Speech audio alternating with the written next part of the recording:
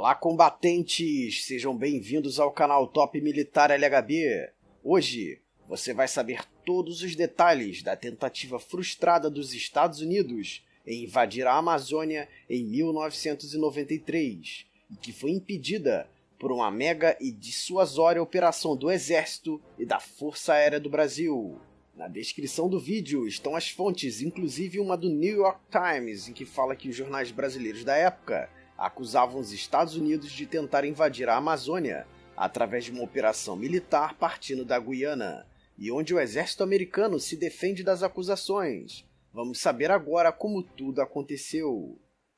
E só para você que curte assuntos militares e as Forças Armadas do Brasil, aliste-se agora em nossas fileiras se inscrevendo no canal. Fogo à vontade no like e vamos ao vídeo!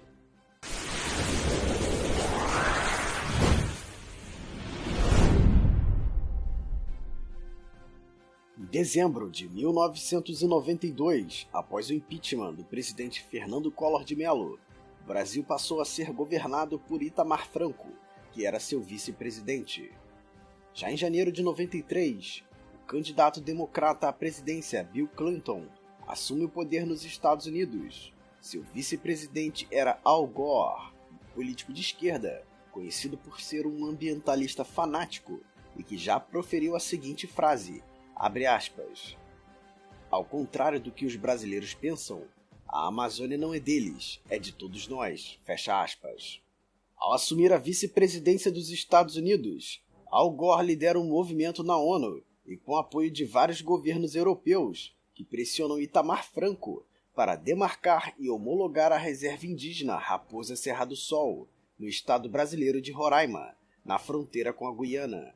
Essa é uma área riquíssima em pedras preciosas e onde está localizada a maior reserva de nióbio do mundo e que atrai até hoje um grande número de ONGs estrangeiras.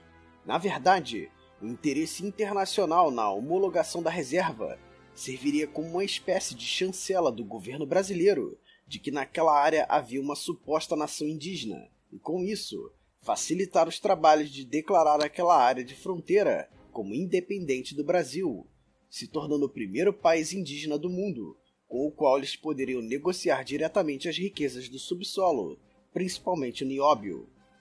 No dia 8 de setembro de 93, um piloto civil brasileiro conhecido como Doné havia chegado com seu avião Cessna PT-BMR no município de Uiramutã.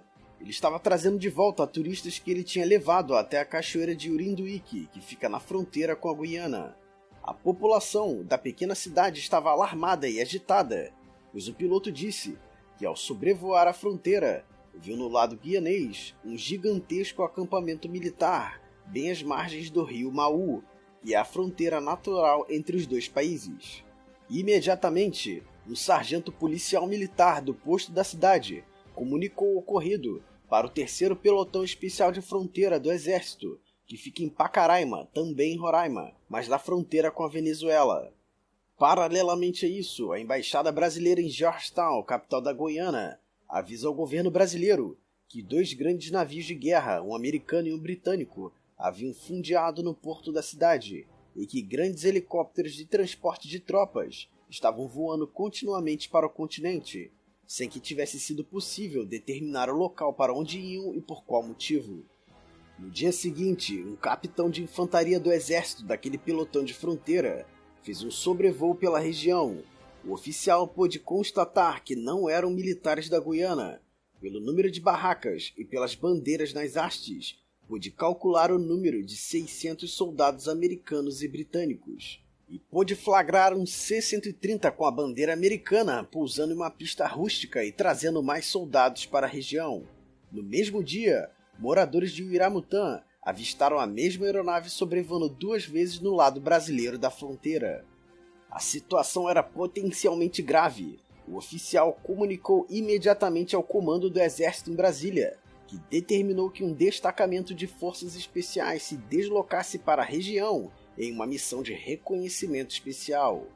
As forças especiais, operando em sigilo na fronteira e ainda no lado brasileiro, observam a tropa estrangeira do outro lado do rio Mau, contabilizam número de soldados, número de peças de artilharia helicópteros e confirmam que se tratava de uma tropa com características expedicionárias, que pareciam estar de prontidão, apenas aguardando ordens para agir.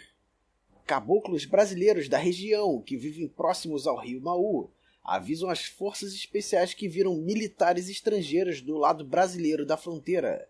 Esse era mais um indício de que uma invasão era iminente, já que antes de um assalto militar acontecer, forças especiais sempre realizam uma pré-operação de reconhecimento. Eram provavelmente a Delta Force americana e o SAS britânico reconhecendo o terreno. Imediatamente se iniciam patrulhas das forças especiais brasileiras para tentar localizar e eliminar as forças especiais estrangeiras, caso encontradas em flagrante invasão ao território brasileiro. Agora estava tudo muito claro, o Brasil estava prestes a ser invadido. O comando das Forças Armadas imediatamente deflagra uma mega operação de dissuasão, que a princípio deveria aparentar como uma simples operação de adestramento para a imprensa, para evitar alardes. Denominou como Operação Surumu, que é o nome de uma corriqueira operação de adestramento do Exército, e que se iniciou com uma demonstração clara de força. A Companhia de Precursores Paraquedista é lançada em sigilo na região para balizar o melhor local para o lançamento da Brigada Paraquedista, e pôde constatar que aquela tropa estrangeira dispunha apenas de mísseis antiaéreos portáteis e de curto alcance, e aparentemente não haviam aviões de caça na região.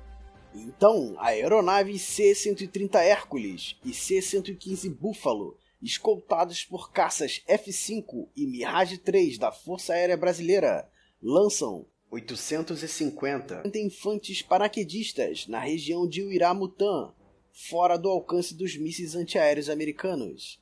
Os paraquedistas selecionam a melhor posição para cavar suas trincheiras e montam suas metralhadoras e peças de morteiro no alto das cotas.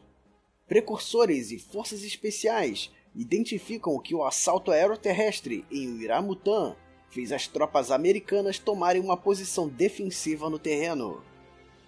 Agora estavam frente a frente, separados apenas pelo rio Maú, 600 soldados de infantaria americanos e britânicos, frente a cerca de 850 paraquedistas brasileiros, enquanto pequenos grupos de precursores, comandos e forças especiais brasileiros já operavam em sigilo em missões de reconhecimento especial no lado guianês, enquanto forças especiais americanas e britânicas faziam o mesmo em nosso lado. Caças Tucanos e a MX sobrevoavam a região prontos para realizarem ataques ao solo em apoio aos paraquedistas, enquanto a aviação do Exército e a própria Força Aérea se esforçavam para transportar para a região o maior número possível de soldados da 12ª Brigada de Infantaria Leve Aeromóvel e das Brigadas de Infantaria de Selva da região amazônica, ao ponto do pequeno aeroporto de Uiramutã não poder suportar o número de aeronaves que pousavam com soldados e depois decolavam para buscar mais tropas.